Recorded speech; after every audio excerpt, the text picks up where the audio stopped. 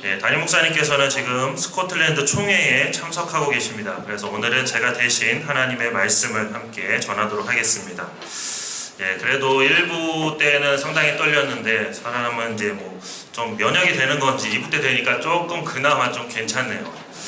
어쨌든 그래도 좀씩 떨고 있는데 마지막까지 잘할 수 있도록 기도해 주시면 감사하겠습니다. 이상한 것 같습니다. 이 자리가 오후 찬양 때도 늘 서는 자리고 새벽 예배 때마다 또 서는 자리인데 시간에 따라서 참 느낌이 다르네요. 그래서 많이 떨고 있지만 떨지 않도록 최대한 기도해 주시면 감사하겠습니다. 오늘 본문 말씀은 이제 레위기 말씀입니다. 그런데 사실 이 레위기 말씀은 읽어보셔서 잘 아시겠지만 성경 66권 중에서 가장 재미없고 지루한 말씀입니다. 그래서 우리가 늘 연초마다 그런 다짐을 하죠. 하나님, 올해는 제가 반드시 성경 일독을 하겠습니다.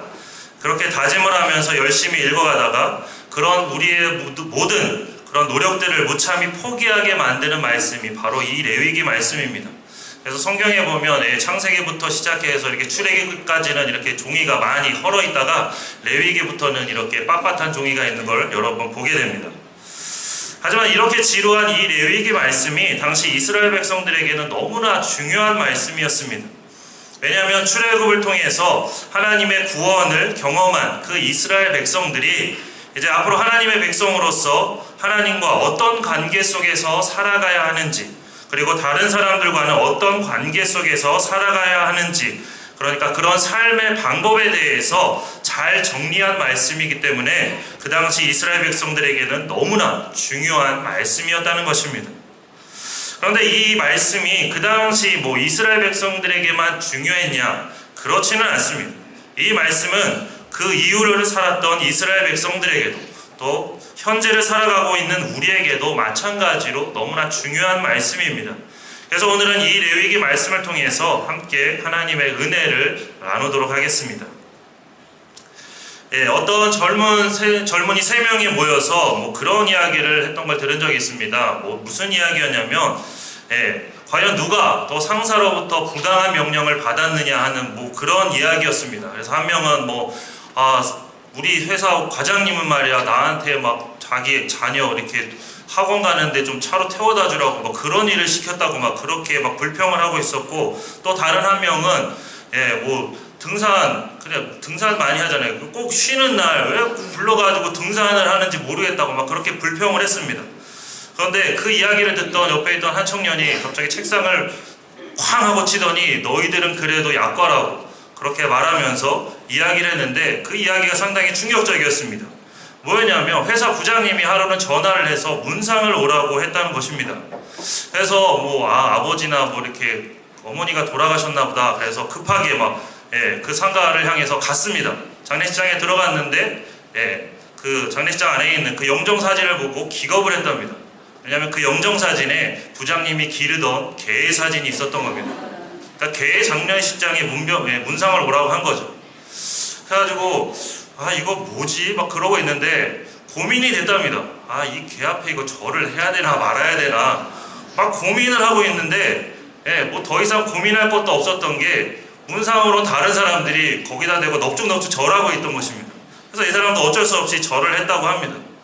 게다가 더 황당했던 건 뭐냐면 부주를 안 할 수가 없었다는 겁니다. 사람들이 저마다 다 부주를 하고 있었기 때문에 결국에는 그렇게 또 부주를 했다는 겁니다. 그러면서 친구들에게 하는 말이 개 장례식장에 참여해보지 않은 사람은 아무 말도 하지 말라는 그런 이야기를 했다고 합니다. 저희가 회사 생활을 하다 보면 부당한 명령을 받을 때가 있습니다. 그렇다면 상사가 그런 부당한 명령을 내릴 때 과연 어떻게 대처해야 되는가? 이것에 대해서 설문조사를 했었는데 그 결과가 이랬습니다. 그래서 그 상사가 부당한 명령을 내렸을 때 어떻게 그것을 거부할 것인가? 그래서 1위가 그거였습니다. 말이나 행동으로 직접적으로 거부 의사를 표현한다. 상당히 용기가 대단한 사람인 것 같습니다. 저희들은 쉽게 그럴 수가 없을 것 같습니다. 그리고 두 번째는 아마 대체로 다 이럴 것 같은데 하기 싫어도 상사가 시키기 때문에 억지로 한다는 것입니다. 그리고 세 번째는 본인의 능력 밖의 일이라고 하면서 사실상 거절한다는 것입니다. 부장님 저는 그 일 못해요. 저는 능력이 없어요. 그러면서 거부한다는 거죠. 그리고 네 번째는 굉장히 바쁜 척을 하면서 시간이 없다고 변명하는 겁니다. 그래서 눈치가 빠른 사람은 부장님이 뭔가 일을 시키려고 하면 굉장히 막 분주한 것처럼 막 이렇게 일을 합니다. 그리고 다섯 번째는 상사 앞에서는 하겠다고 그렇게 말을 하고는 차일피일 미루는 겁니다. 그러니까 상사 앞에서는 예 그럼요 제가 당연히 해야죠 그러면서 시간을 끄는 겁니다. 그러면서 왜 그 일 안 했냐고 그거 했었어야 되는데 지금 하겠습니다. 그렇게 미룬다는 거죠. 그리고 여섯 번째가 자신의 업무가 아니라면서 다른 사람에게 미룬다는 겁니다. 부장님 그거는 제가 할 일이 아니라 저 친구가 할 일입니다. 저 사람에게 부탁을 해야 될 것 같습니다. 이러면서 미룬다는 거죠. 이렇게 다양한 방법을 통해서 상사의 명령을 그렇게 거부한다고 합니다. 그렇다면 우리가 하나님의 명령에 대해서는 과연 어떻게 해야 되는 걸까요? 특히나 오늘 말씀에 나오는 하나님의 명령에 대해서 우리가 어떻게 해야 되는 걸까요?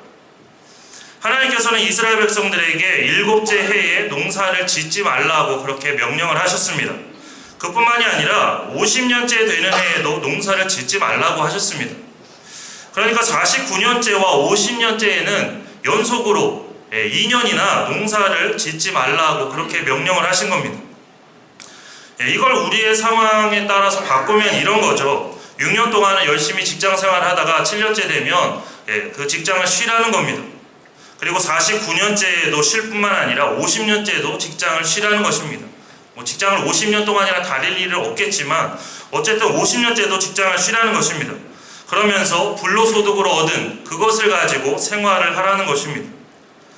그렇다면 이런 하나님의 명령에 우리가 과연 얼마나 순종할 수 있느냐 하는 것입니다. 아마 하나님께서 우리에게 이런 명령을 내리신다면 하나님께 이렇게 물을 것 같습니다. 하나님, 그러면 도대체 우리는 어떻게 먹고 살라는 것입니까? 이스라엘 백성들도 마찬가지였습니다. 아마 그들도 하나님의 명령에 대해서 이렇게 말했을 것입니다. 하나님, 7년째 되는 해에 심지도 못하고 거두지도 못하면 우리는 그때에 도대체 뭘 먹고 살라는 겁니까? 그건 둘째치고 49년째와 50년째에는 자그마치 2해 동안 심지도 말고 거두지도 말라고 하셨는데 그럼 그때는 정말로 우리를 어떻게 살라고 하시는 것입니까? 만약 이스라엘 백성들이 하나님의 명령에 따라서 전부 다 안식년을 지키게 된다면 아마 그 7년째 되는 그 안식년에는 심각한 양식 대란이 일어날 것입니다.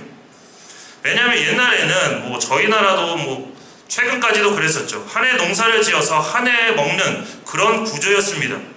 그뿐만이 아니라 사실 성서시대 대부분의 사람들은 다음 끼니를 걱정할 정도로 아주 궁핍함 속에서 살았던 그런 사람들이었습니다. 그런 사람들이었기 때문에 한 해 농사는 정말 중요했습니다. 그런데 하나님께서는 그런 한 해 농사를 지금 짓지 말라고 명령하시는 것입니다. 우리나라에도 옛날에 좀 비슷한 경우가 있었죠. 완전히 비슷하다고 하기는 그렇지만 어쨌든 비슷한 경우가 있었습니다. 저는 경험을 해보지는 못했지만 예전에 식량 사정이 좋지 못해가지고 우리나라에 이제 보릿고개라는 것이 있었다고 들었습니다. 아마 어르신들 중에는 대체로 다 이 보릿고개를 경험하신 분들이 많으실 것입니다. 이 보릿고개는 아시는 것처럼 묵은 곡식이 다 떨어지고 보리는 미처 여물지 않아서 농가의 식량 사정이 가장 어려웠던 그 시기를 뜻하는 그 말입니다. 그런데 사실 안식년과 희년은 이 보릿고개보다 더한 것입니다. 왜냐하면 보릿고개는 그래도 한 2달 정도 되는 기간이지만 안식년과 희년은 각각 1년이나 되는 아주 긴 기간이었기 때문입니다. 그런데 하나님께서는 지금 그렇게 긴 시간 동안 농사를 아예 짓지 말라고 명령하시는 것입니다. 게다가 희년에는 2해 동안이나 농사를 짓지 말라고 하시는 것입니다. 그런데 또 한 가지 충격적인 사실은 하나님께서 주시겠다고 약속하신 그 땅이 어떤 땅이냐 하는 것입니다. 하나님께서 주시겠다고 약속하신 그 가나안 땅이 어떤 땅이냐면 성경에는 이 땅을 가리켜서 젖과 꿀이 흐르는 땅이라고 그렇게 표현을 합니다. 그런데 이런 표현 때문에 어떤 환상을 가지고 이스라엘 땅을 가게 되면 눈앞에 보이는 그 척박한 이스라엘 땅을 바라보면서 충격을 받게 됩니다. 그러면서 왜 이렇게 척박한 땅을 젖과 꿀이 흐르는 땅이라고 표현했는지 그것에 대해서 이제 의문을 갖게 됩니다. 그런데 이런 물음을 갖다가 이제 북쪽으로 더 올라가게 되면 이스라엘 최대의 곡창지대인 그 이스라엘 평야를 보게 됩니다. 그리고 상수리나무 숲으로 우거진 갈멜산, 그 엘리야가 바알 선지자와 대결했던 그 갈멜산을 보면서 감탄하게 됩니다. 그러면서 역시 이스라엘은 젖과 꿀이 흐르는 땅이구나, 이런 생각을 하게 된다는 것입니다. 그런데 성경이 말하는 젖과 꿀이 흐르는 땅이라는 그 표현은 이런 이스라엘 평야와 갈멜산을 두고 한 말이 아닙니다. 여호수아서에 기록되어 있는 그 가나안 땅 정복 이야기를 보면 당시 이스라엘 백성들은 주로 중앙에 있는 산지에 정착했다는 것을 알 수가 있습니다. 그리고 지중해 해변을 따라 늘어선 그 해안 평야는 거의 정복하지를 못했습니다. 근데 가나안 땅 중에서 가장 비옥한 땅은 바로 그 지중해 해변을 따라서 펼쳐진 그 블레셋 평야, 샤론 평야, 그리고 이스라엘 평야입니다. 이 지역들에는 아주 놀라운 그런 수확량을 거둘 수 있는 아주 곡창지대였습니다. 그런데 이 지역에 사는 가나안 원주민들이 두 눈 시퍼렇게 뜨고 이스라엘을 대적했기 때문에 결국 그 땅을 정복하지 못했다는 것입니다. 그래서 사사기 기자는 평야의 거민들이 철병거로 무장했기 때문에 이스라엘이 산지에 정착할 수밖에 없었다고 그 이유를 그렇게 설명하고 있습니다. 이렇게 성경의 역사가 펼쳐진 주 무대는 기름진 서쪽 그 땅이 아니라 동쪽의 중앙 산지와 광야였다는 것입니다. 그리고 이곳은 결코 젖과 꿀이 흐르는 땅과는 거리가 아주 먼 그런 척박한 땅이었습니다. 그런데 성경은 왜 이 땅을 가리켜서 젖과 꿀이 흐르는 땅이라고 그렇게 표현하는 것인지, 그것은 그 속에 어떤 중요한 의미가 담겨져 있기 때문입니다. 사실 겉모습만 본다면 진짜로 젖과 꿀이 흐르는 땅은 그 이스라엘 백성들이 나온 그 애굽 땅입니다. 나일강 하류에 있는 그 델타 지역은 아주 손쉽게 농사를 지을 수 있는 곳입니다. 왜냐하면 주기적으로 범람하는 그 나일강 때문에 아주 손쉽게 농사를 지을 수 있는 그런 옥토라는 것입니다. 그래서 나일강은 매년 5월에서 7월경에 이렇게 수위가 올라가서 9월에서 10월이 되면 최고 수위에 이릅니다. 그래서 이렇게 주기적으로 범람하는 그 강 덕분에 이집트 사람들은 손쉽게 농사를 짓게 되는데, 농지가 이렇게 침수된 7월부터 10월은 농사를 짓지 않는 그런 농한기입니다. 그러다가 물이 빠지기 시작하는 이제 11월부터 2월은 본격적으로 농사가 시작되는 농번기입니다. 그래서 농민들은 물이 빠지면서 형성되는 그런 비옥한 농지에서 땅 짓고 정말 헤엄치는 것처럼 쉽게 농사를 지을 수 있었습니다.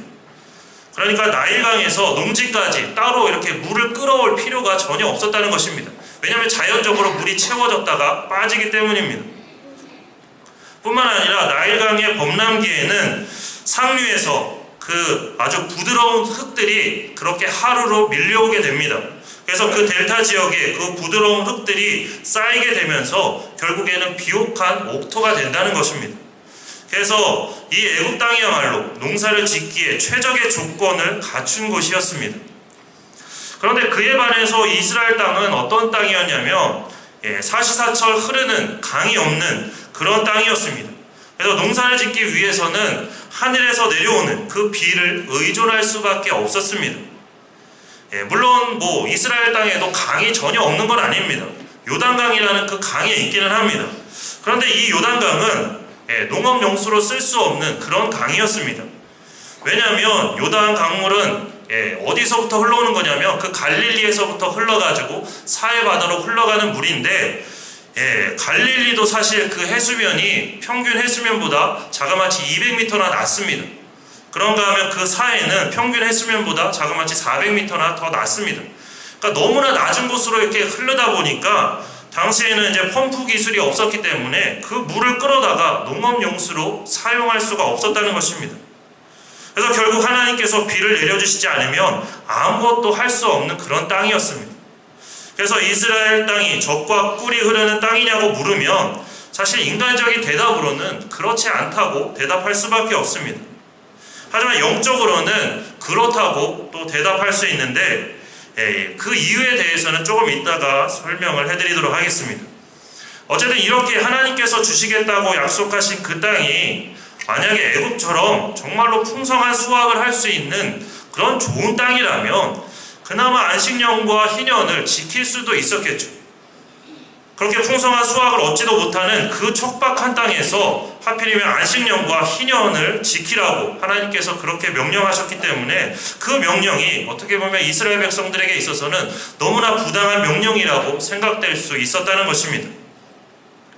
그런데 우리가 기억해야 될 것은 우리 기준에는 부당한 명령이라고 생각할 수 있지만 하나님 기준에서는 그렇지 않다는 것입니다. 그래서 저희 집 큰아들과 둘째 아들은 이상하게도 밤에 좀 자는 걸 싫어합니다. 왜 그렇게도 자는 걸 싫어하는지. 그래서 밤마다 얘네들 재우는 것 때문에 거의 전쟁 아닌 전쟁을 하게 됩니다. 특히나 이제 어제 같은 경우는 이제 첫째가 이제 태권도 심사가 있어가지고 아침 일찍 일어나야 됐습니다. 또 태권도 심사를 상당히 좀 멀리서 하더라고요. 그래서 차가 막히기 전에 가야 된다고 일찍 와야 된답니다. 그래서 금요 심야를 다녀와서는 이 아이가 좀 그래도 일찍 자야 되는데 12시가 넘었는데도 잘 생각을 안 하는 겁니다. 그래가지고 어쩔 수 없이 또 혼을 냈습니다. 너 그렇게 하면 내일 가서 어떻게 하려고 그래? 막 혼을 냈습니다. 그랬더니 갑자기 얼굴이 막 시무룩해집니다. 그러면서 표현은 안 했지만 그 얼굴에 딱 드러나죠. 아빠가 나에게 부당한 명령을 내리고 있구나. 나는 놀고 싶은데 왜 자라고 하는 거야? 얼굴 표정이 딱 그런 표정이었습니다. 하지만 어떠신가요? 제가 과연 부당한 명령을 내린 거라고 생각하시나요? 하나님께서 이스라엘 백성들에게 안식년과 희년을 지키라고 하신 것도 마찬가지입니다. 이 명령을 내리신 건 다 이스라엘 백성들을 위한 것이었습니다. 하나님께서 안식년을 지키라고 명령하신 데는 몇 가지 이유가 있는데 사실 안식년에 대해서 우리가 제대로 이해하려면 먼저 안식일에 대한 그런 이해가 있어야 됩니다. 물론 구약 성경에 나오는 그 안식일은 지금의 주일과는 다른 날이죠. 그래서 안식일은 정확히 말하면 토요일이고 저희가 예배를 드리는 주일은 일요일입니다. 근데 우리가 주일인 일요일에 쉬면서 예배를 드리는 이유는 바로 예수님께서 부활하신 그 부활을 기념하기 위해서입니다. 어쨌든 안식일과 주일이 다른 요일이기는 하지만 그 맥락은 이제 같다고 할 수가 있습니다. 그렇다면 하나님께서 우리에게 안식일을 주시고 그날을 지키라고 하신 이유가 과연 뭘까 하는 것입니다. 공장을 경영하는 분들의 이야기를 들어보면 한결같이 그런 말씀을 하십니다. 기계는 놀리면 그만큼 손해를 보기 때문에 닳아서 고장이 날 때까지 계속 돌려야 된다는 그런 말씀을 하십니다. 그런데 옛날에 이제 노예 제도가 있던 그 시대 때는 노예들은 거의 이제 기계나 마찬가지의 취급을 받았습니다. 그래서 주인에게 있어서 노예에게 일을 시키지 않고 놀리는 건 그만큼 손해를 보는 거라고 그렇게 생각이 됐습니다. 그래서 거의 노예들을 보면 죽을 때까지 그렇게 일을 시켰던 걸 보게 됩니다. 그런데 하나님께서는 그 옛날 모세 시대 때 이미 안식일을 선포하시고 지키도록 그렇게 명령을 하셨습니다. 그것도 남종과 여종 그리고 가축까지도 그날은 쉬라고 그렇게 명령을 하셨습니다. 그래서 10계명 중에 네 번째 계명이 바로 안식일을 기억하여 거룩하게 지키라는 것입니다. 그런데 하나님께서 이렇게 안식일을 주시면서 그날을 지키라고 하신 이유는 그냥 놀고 먹으라고 그렇게 주신 게 아닙니다. 안식일을 주신 것은 하나님 앞에서 우리의 정체성을 찾게 하기 위해서 주셨다는 것입니다. 그래서 10계명 중에서 1계명부터 4계명까지는 잘 아시는 것처럼 하나님과 우리 사이의 어떤 관계에 관한 계명입니다. 그리고 나머지 5계명부터 10계명까지는 우리와 다른 사람과의 관계에 관한 것입니다. 그래서 결국 안식일을 지키라는 그 네 번째 계명은 하나님과의 관계에 관한 것이라는 것입니다. 당시에 이스라엘 주변에 있는 다른 민족들은 안식일이라는 게 없었습니다. 그래서 그냥 매일같이 죽어라 하고 일을 했습니다. 왜냐하면 그래야만 경쟁에서 이길 수 있고 또 살아남을 수 있다고 그렇게 생각을 했기 때문입니다. 그리고 무엇보다도 그들에게는 안식일을 지키라고 명령하신 하나님이 계시지 않았기 때문입니다. 하지만 진정한 힘이라는 건 그렇게 죽어라고 일하는 데서 오는 게 아니죠. 진정한 힘은 하나님의 말씀에 대한 순종에서 오는 것입니다. 안식일은 하나님과 이스라엘 백성들이 서로 이제 언약 관계에 있다는 것을 상징하는 그런 날이었습니다. 그래서 안식일을 준수하느냐의 여부는 곧 하나님에 대한 그 이스라엘의 헌신의 척도가 되었습니다. 그러니까 안식일을 지킨다는 것은 하나님의 말씀에 순종한다는 그런 표시입니다. 그리고 이런 순종으로 인해서 결국 이스라엘 백성들은 일주일에 하루를 쉬더라도 다른 민족들보다 훨씬 더 복된 삶을 살 수 있었던 것입니다. 이렇게 하나님의 말씀대로 순종하기만 하면 얼마든지 축복된 그런 삶을 살 수 있다는 것이 바로 이 안식일이었습니다. 그리고 안식년도 이 안식일에 조금 더 확장된 개념이라고 할 수 있습니다. 그래서 하나님께서 7년마다 안식년을 지키라고 하신 데는 여러 가지 의미가 있는데, 첫 번째는 우선 땅을 쉬게 할 필요가 있었기 때문입니다. 그래서 사람이 이제 쉬지 않고 일만 하게 되면 몸이 망가지게 되죠. 그래서 오늘 우리 구병현 지사님도 오셨는데 그동안 너무 일을 많이 하셔서 또 병이 나신다고 저도 들었습니다. 사람이라는 건 그렇게 쉬지 않고 일을 하게 되면 결국에는 그 몸이 망가질 수밖에 없습니다. 그런 것처럼 땅도 쉬지 않고 농사를 짓게 되면 결국에는 황폐하게 되는 것입니다. 그런데 땅이 그렇게 황폐하게 되면 결국에는 그 땅으로부터 아무런 수확도 얻을 수 없고, 그래서 결국에는 사람도 죽을 수밖에 없습니다. 그렇기 때문에 땅도 살고 사람도 살기 위해서는 결국에는 그 안식년이 필요했다는 것입니다. 그리고 오늘 본문 6절과 7절에 보면 하나님께서 이렇게 말씀을 하셨습니다. 안식년의 소출은 너희가 먹을 것이니 너와 내 남종과 내 여종과 내 품꾼과 너와 함께 거류하는 자들과 내 가축과 내 땅에 있는 들짐승들이 다 그 소출로 먹을 것을 삼을지니라. 이 말씀처럼 하나님께서는 안식년을 통해서 이웃뿐만 아니라 자연과 생태계까지도 돌아볼 것을 그렇게 가르치셨습니다. 그러니까 나만 살 가치가 있는 게 아니라 내 주변에 있는 사람들도 그렇고, 하나님께서 만드신 이 세상도 그렇고 모든 것들이 다 살 가치가 있다는 것을 깨닫게 하셨다는 것입니다.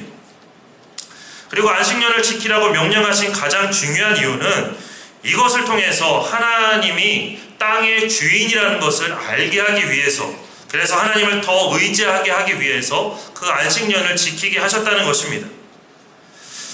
아까 가나안 땅을 이제 젖과 꿀이 흐르는 땅이라고 표현한 것도 사실 이것과 같은 맥락입니다. 그래서 앞서 말씀드린 것처럼 사실 인간적인 눈으로 보면 애굽 땅이 진짜로 젖과 꿀이 흐르는 땅입니다. 하지만 그렇기 때문에 그 애굽 사람들은 오히려 그 나일강을 신으로 섬겼던 그런 모습들을 보게 됩니다. 그러면서 엉뚱한 것을 섬기는 그런 모습을 보게 되죠. 그에 비해서 하늘의 비를 의존할 수밖에 없는 이스라엘 땅은 비를 내려주시는 그 하나님만 바라보고 하나님께 기도하지 않을 수 없는 그런 땅이었습니다. 그러니까 늘 복의 근원이 되시는 하나님만 생각할 수밖에 없는 그런 땅이었다는 것입니다. 그래서 나일강은 그 애굽 땅은 오히려 그 축복으로 인해서 엉뚱한 신을 섬겼지만 그 척박한 이스라엘 땅은 하나님만을 더 바라보게 하는 그런 땅이었다는 것입니다. 그래서 이스라엘 땅을 젖과 꿀이 흐르는 땅이라고 그렇게 표현하는 이유가 바로 여기에 있는 것입니다. 그리고 이건 안식년도 마찬가지인 것입니다. 안식년을 통해서 땅의 주인이 하나님이라는 것을 깨닫게 하기 위해서, 그래서 하나님을 더 의지하게 하기 위해서 그 안식년을 지키라고 명령하셨다는 것입니다. 그리고 이런 안식년은 또 뒤에 나와 있는 그 희년과 이제 연결이 되고 있습니다. 그래서 안식년도 그렇고 안식일도 그렇고 사실은 다 숫자 7을 나타내는 거죠. 7번째 모인 그 다음 해, 그러니까 완전수가 더 완전해진 그 해가 바로 이 희년이라는 것입니다. 그래서 이 희년은 그야말로 이제 기쁨의 해였습니다. 왜냐하면 가난이나 다른 여러 가지 이유로 종이 될 수밖에 없던 그 사람들이 이 희년에는 그 잃었던 자유와 신분을 아무런 대가 없이 다 되찾을 수 있었기 때문입니다. 그리고 가난 때문에 팔 수밖에 없었던 그 땅도 아무런 대가 없이 다시 되찾을 수 있는 그런 해였기 때문입니다. 그래서 진정한 자유가 선포되는 그 해가 바로 희년이었기 때문에 이 희년은 그야말로 기쁨의 날이었다는 것입니다. 그런데 생각이 빠르신 분들 중에는 또 이런 생각을 하시는 분들도 계실지 모르겠습니다. 무슨 생각이냐면 희년이라는 게 그동안 실패한 사람들에게는 참 유익한 제도라는 것입니다. 그래서 그동안 실패해서 있는 거 다 빼앗긴 사람들에게는 도로 다시 되찾을 수 있는 그런 해이기 때문에 그 실패한 사람들에게는 참 유익한 제도지만 문제는 성공한 사람이라는 것입니다. 성공한 사람에게는 어떻게 보면 참 억울한 제도가 아니냐는 것입니다. 왜냐하면 자기가 가진 것들을 다 돌려줘야 되는 그런 해이기 때문에 이렇게 성공적으로 살아온 사람에게는 너무나 억울한 그런 제도가 아니냐는 그런 생각을 할 수 있다는 것입니다. 그렇다면 우리 성도님들께서는 이것에 대해서 과연 어떻게 생각하십니까? 그런데 사실 성공한 사람들에게도 이 희년은 이제 기쁨의 해입니다. 왜냐하면 예수님께서 그렇게 말씀하셨죠. 부자는 천국에 들어가기가 어렵다. 얼마나 어려우냐면 낙타가 바늘기로 들어가는 것보다 부자가 천국에 가는 게 더 어렵다. 예수님께서 이렇게 말씀하신 이유는 성공한 사람들은 너무나 쉽게 교만해지기 때문입니다. 그리고 그 성공이 마치 자신의 힘으로 이루어진 것처럼 생각하면서 결국 그것으로 인해서 복의 근원이신 그 하나님을 잊어버리기 때문입니다. 그런데 이 희년은 그것을 막아주는 그런 역할을 한다는 것입니다. 그래서 성공한 사람들에게 그 성공이 자신의 힘으로 이루어진 것이 아니라 하나님께서 이루어 주신 것임을 다시 한번 돌아보게 한다는 것입니다. 그래서 성공한 사람들이 교만에 빠져서 하나님을 떠나는 그 일을 막는 그런 역할을 하기 때문에 성공한 사람에게도 역시 기쁨의 해라는 것입니다. 이렇게 희년은 우리의 진정한 자유는 다른 그 무엇을 통해서가 아니라 하나님을 통해서 얻을 수 있다는 것을 깨닫게 하는 그런 해입니다. 그리고 이 희년의 더 큰 의미는 뭐냐면 예수님의 십자가를 통해서 이루어지신 그 구원을 예표하고 있다는 것입니다. 그러니까 진정한 자유는 예수 그리스도의 그 십자가를 통해서만 이루어진다는 것을 구약시대 때 미리 보여주는 그런 상징이었다는 것입니다. 그런데 사실 우리가 이걸 모르는 건 아니죠. 그러니까 진정한 축복과 자유가 주님께 있다는 걸 우리가 모르는 게 아닙니다. 우리의 머리로는 이미 다 알고 있습니다. 그런데 자꾸만 우리가 이것을 잊어버리는 이유는 우리가 처한 그 현재의 상황만을 우리가 자꾸 바라보기 때문입니다. 교회를 위해서 헌신하는 것, 그걸 제가 왜 모르겠습니까? 그런데 제 사정이 그렇지 못한데 어떻게 헌신하라는 것입니까? 하나님께 헌금을 드려야 하는 걸 제가 왜 모르겠습니까? 그런데 지금 당장 먹고 사는 것도 힘든데 도대체 뭘로 헌금을 드리라는 것입니까? 주일 예배를 드려야 하는 걸 제가 왜 모르겠습니까? 그런데 다른 친구들은 그 시간에 열심히 학원에 가서 공부하는데 제가 어떻게 마음 편하게 예배를 드릴 수 있겠습니까? 이렇게 우리가 처한 현재의 상황만을 바라보기 때문에 결국에는 하나님의 말씀에 순종하지 못하게 된다는 것입니다. 이스라엘 백성들의 생각도 마찬가지였습니다. 안식년을 지키는 거 좋지. 그런데 그렇게 심지도 않고 거두지도 않으면 도대체 우리는 뭘 먹고 살라는 거야? 게다가 희년 때는 자그마치 2해 동안 심지도 않고 거두지도 말라는데 그건 우리 보고 굶어 죽으라는 거지. 그게 말이 되는 소리야? 그런데 이렇게 생각하는 이스라엘 백성들에게 하나님께서는 이렇게 말씀을 하셨습니다. 오늘 본문 뒤에 있는 20절과 21절 말씀에 하나님께서 이렇게 말씀하셨습니다. 만일 너희가 말하기를 우리가 만일 7째 해에 심지도 못하고 소출을 거두지도 못하면 우리가 무엇을 먹으리요 하겠으나 내가 명령하여 6째 해에 내 복을 너희에게 주어 그 소출이 3년 동안 쓰기에 족하게 하리라. 그러니까 이처럼 우리가 하나님의 말씀에 순종하기만 하면 하나님께서는 우리에게 필요한 모든 것들을 다 채워주신다는 것입니다. 그래서 예수님께서도 우리에게 이렇게 말씀하셨습니다. 그러므로 염려하여 이르기를 무엇을 먹을까 무엇을 마실까 무엇을 입을까 하지 말라. 이는 다 이방인들이 구하는 것이라. 너희 하늘 아버지께서 이 모든 것이 너희에게 있어야 할 줄을 아시느니라. 그런즉 너희는 먼저 그의 나라와 그의 의를 구하라. 그리하면 이 모든 것을 너희에게 더하시리라. 우리가 너무나 잘 아는 말씀이죠.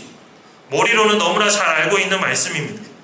하지만 이것도 결국 하나님의 말씀에 대한 믿음이 있어야지만 가능한 것입니다. 만약 우리 안에 하나님께서 채워주신다는 그런 믿음이 없다면 그래서 결국 우리의 욕심대로 살아간다면 예수님의 이 말씀은 우리에게 이루어질 수가 없습니다. 이건 이스라엘 백성들의 역사를 통해서도 우리가 알 수 있습니다. 이스라엘 백성들은 점점 안식년을 지키지 않게 되었습니다. 그 이유는 한 해 농사를 짓지 못하고 다른 사람들에게 공짜로 자기 밭에 있는 그 곡식과 열매를 따먹게 하는 게 너무나 아까웠기 때문입니다. 우리나라 대기업 졸부들도 마찬가지죠. 돈에 대한 욕심 때문에 자꾸만 사업을 이 사업 저 사업 다 확장해 갑니다. 그러면서 결국 영세 사업자들을 다 죽이고 있습니다. 이런 대기업 졸부들처럼 그 당시 이스라엘 백성들도 그 욕심에 눈이 멀어서 점점 더 안식년을 지키지 않게 되었다는 것입니다. 그런데 하나님은 이스라엘 백성들이 이렇게 안식년을 지키지 않으니까 어떻게 하셨냐면 강제로 안식년을 지키게 하셨습니다. 그것도 그들이 안식년을 지키지 않은 그 년수를 모두 다 계산해서 강제로 안식년을 이제 지키게 하셨는데, 그게 바로 바벨론 포로 기간입니다. 그러니까 이스라엘 백성들과 유다 백성들이 490년 동안 안식년을 지키지 않았기 때문에 그 가운데 있는 그 70번의 안식년을 계산해서 70년 동안 강제로 안식년을 갖게 하셨던 것입니다. 그래서 바벨론 포로 기간인 그 70년은 괜한 70년이 아니었던 것입니다.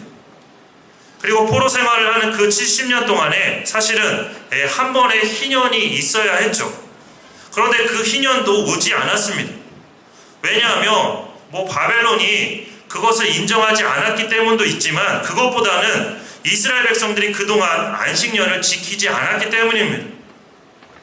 그러니까 희년은 그냥 50년이 지났다고 해서 저절로 오는 게 아니라 7년마다 오는 그 안식년을 제대로 지킬 때, 그럴 때 희년이 오게 되는 것입니다. 그런데 아깝다고 그 안식년을 지키지 않았기 때문에 결국에는 그 해방을 경험할 수 있는 그 희년도 오지 않았다는 것입니다. 이렇게 어떤 놀라운 하나님의 축복이나 기적은 하나님의 말씀에 대한 작은 순종이 모여서 폭발적으로 이루어지는 것이지, 욕심 때문에 하나님의 말씀을 지키지 않으면 결국 큰 축복도 오지 않게 된다는 것입니다. 그렇게 작은 것에서부터 한번 순종해 보시기를 바랍니다. 그러면 그 가운데서 이루어 주시는 하나님의 은혜를 체험하게 되실 것입니다. 그리고 그것을 통해서 더 큰 것에 순종하게 되면 더 큰 하나님의 역사를 체험하게 되실 것입니다. 부디 순종의 삶을 통해서 우리의 삶을 족하게 하시는 그런 하나님의 놀라운 채워주심의 역사를 경험하시는 저와 우리 성도님들의 삶이 되시기를 주님의 이름으로 축원합니다. 네, 함께 기도하겠습니다.